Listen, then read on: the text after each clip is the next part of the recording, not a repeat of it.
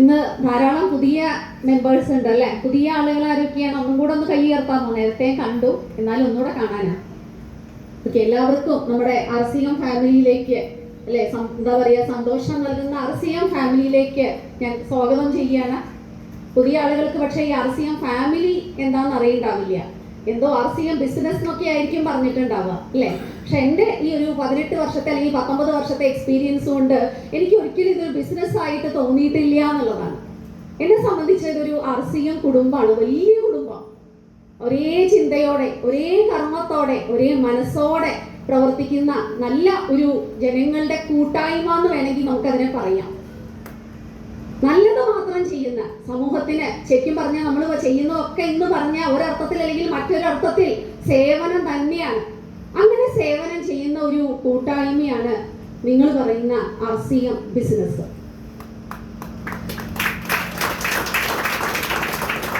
പ്രത്യേകിച്ച് ഇന്ന് ശിശുദിനം കൂടിയാണ്. ആദ്യം തന്നെ ബാബു സാറിനും കുടുംബത്തിനും ഞാൻ എന്താ പറയുക, വലിയൊരു താങ്ക്സ് പറയാണ് ഈ ഒരു നല്ല സുദിനത്തിൽ തന്നെ ഇങ്ങനൊരു മീറ്റിംഗ് വെച്ചതിന് അല്ലെ. ശിശുക്കൾ എന്ന് പറയുമ്പോൾ അവർ ഇന്ന് ശിശുവാണ് അല്ലെ, ഫ്യൂച്ചർ, നാളെ എന്ത് എന്ന ചോദ്യത്തിന് ഉത്തരവായിട്ടാണ് ഇന്ന് ഞങ്ങൾ കുറേ പേര് ഇങ്ങനെ നിൽക്കുന്നത്. കാരണം ഇന്ന് ഞങ്ങൾക്ക് നാളെയെ കുറിച്ച് ടെൻഷനില്ല. ആദ്യം തന്നെ നമ്മുടെ കിഡ്സിനൊക്കെ അല്ലെ, നമ്മുടെ കിഡ്സ് കുറേ എണ്ണം ഇവിടെ കണ്ടു, അവർക്കെല്ലാം ശിശുദിനാശംസകൾ, ഹൃദയം നിറഞ്ഞ ശിശുദിനാശംസകൾ അറിയിക്കുന്നു. ഞാൻ മൂർത്തി സാറ് പറയുണ്ടായി, അധ്യാപികയായിരുന്നു. ആദ്യം ബാംഗ്ലൂർ എയർഫോഴ്സ് സ്കൂളിലായിരുന്നു.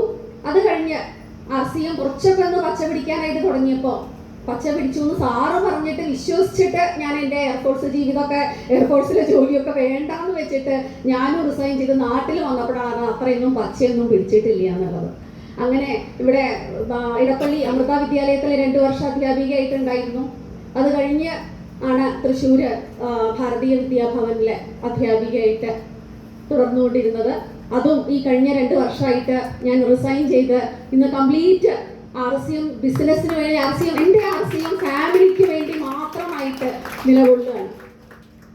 ശരിക്കും പറഞ്ഞാൽ എനിക്ക് ഭയങ്കര അഹങ്കാരം ഉണ്ടായിരുന്നു. MSc ഉണ്ട്, B.Ed ഉണ്ട്, എന്തിന് നല്ല നല്ല സ്കൂളുകളിൽ അധ്യാപികയായിട്ട് നിൽക്കാനുള്ള ഒരു ഭാഗ്യം ഉണ്ടായിട്ടുണ്ട്. അതുകൊണ്ട് തന്നെ ഞാൻ വിചാരിച്ചത് എൻ്റെ അറിവ് ഒരുപാട് വലിയ അറിവാണെന്നാണ് ഞാൻ വിചാരിച്ചത്. പക്ഷെ RCM തന്ന അറിവ് അല്ലെങ്കിൽ ആ ഒരു തിരിച്ചറിവ്, അതിൻ്റെ മുന്നിൽ ശരിക്കും പറഞ്ഞാൽ തല കുനിഞ്ഞു പോയി എന്ന് വേണമെങ്കിൽ പറയാം. ഞാൻ നേടിയ അറിവൊന്നും അല്ലായിരുന്നു. എനിക്ക് അറിയുണ്ടായിരുന്നില്ല നമ്മൾ എന്ത് ഭക്ഷണം കഴിക്കണം, എന്ത് കഴിക്കണം, നമ്മുടെ കുടുംബത്തിന് അവർക്ക് എങ്ങനെ ആരോഗ്യമുള്ള ഭക്ഷണം എങ്ങനെ പാചകം ചെയ്ത് നമുക്ക് കൊടുക്കാൻ സാധിക്കും. ഇതൊന്നും അറിയാത്ത ആളായിരുന്നു ഞാൻ. ശരിക്കും പറഞ്ഞാൽ എൻ്റെ പഴയ ആ ഒരു എന്താ പറയുക, ആരോഗ്യകരമായ ഒരു, നീ പറയുമ്പോൾ ആരോഗ്യകരമായ രീതി എന്ന് പറയും, പക്ഷെ അന്ന് ശരിക്കും പറഞ്ഞാൽ എൻ്റെ ഭക്ഷണ രീതിയൊക്കെ തികച്ചും അനാരോഗ്യകരം തന്നെയായിരുന്നു. സ്കൂൾ വിട്ട് വരുമ്പോൾ ബേക്കറിയിൽ നിന്ന് കയറി എല്ലാ പലഹാരങ്ങളും വാങ്ങിയിട്ടാണ് വീട്ടിൽ വരിക. ഞാനും കഴിക്കും, മോനും കൊടുക്കും, മൂർത്തി സാറിനും കൊടുക്കും. ബിഫോർ RCM കേട്ടോ. ആ ഒരു ജീവിത രീതി പിന്തുടർന്നിട്ടുണ്ടായിരുന്നെങ്കിൽ ഇന്ന് ഞാനും മൂർത്തി സാറും ഒക്കെ നേരത്തെ PSC കിട്ടി പോയത്. PSC എന്ന് പറഞ്ഞാൽ എന്താ? പബ്ലിക് സർവീസ് കമ്മീഷൻ അല്ല. പ്രഷർ, ഷുഗർ, കൊളസ്ട്രോൾ തീർച്ചയായിട്ടും കിട്ടും. കാരണം ആ തരത്തിലുള്ള ഭക്ഷണ രീതി. എൻ്റെ ഇഷ്ടപ്പെട്ട വിഭവമായിരുന്നു പൊറോട്ട. പൊറോട്ട ഉണ്ടെങ്കിൽ ഭയങ്കര ഇഷ്ടമാണ്. അപ്പൊ അങ്ങനെയൊക്കെയല്ല ഒരു ജീവിത രീതി പിന്തുടർന്നു വന്നിരുന്ന, അല്ലെങ്കിൽ തെറ്റായ ജീവിത ശൈലിയിലൂടെ പോയിക്കൊണ്ടിരുന്ന എന്നെ പോലെയുള്ള ഒരുപാട് പേരെ കറക്റ്റ് ചെയ്ത വലിയൊരു പ്രസ്ഥാനമാണ് RCM. നമ്മളെപ്പോഴും പറയും കേരളത്തിലുള്ളവർ ഒരുപാട് അറിവുള്ളവരാണ്, വിദ്യാഭ്യാസപരമായി ഒരുപാട് പുരോഗതി ഉള്ളവരാണ്. പക്ഷെ എന്നെ പോലെയല്ല എല്ലാവരും അല്ലെ. ഇതുപോലെ MSc ഉണ്ട്, B.Ed ഉണ്ട്, എഞ്ചിനീയറിംഗ് കഴിഞ്ഞിട്ടുണ്ടാവും, ഡോക്ടർ ആയിരിക്കും, ഒരു കാര്യമില്ല. ഇന്ന് എൻ്റെ മകൻ, അവൻ MBBS കഴിഞ്ഞു, അവൻ പറയാറുണ്ട്, അമ്മേ ഡോക്ടേഴ്സിന്റെ ഭക്ഷണ രീതിയാണ് ഏറ്റവും മോശം. കാരണം അവർക്ക് കഴിക്കാനൊന്നും കറക്റ്റ് ടൈമിൽ കിട്ടിയെന്ന് വരില്ല. കിട്ടുന്നത് ഇതുപോലത്തെ എണ്ണയിൽ വറുത്ത സ്നാക്സ് ആയിരിക്കും, അതും കഴിച്ചിട്ടാണ് അവർ രോഗികളെ നോക്കുന്നത്.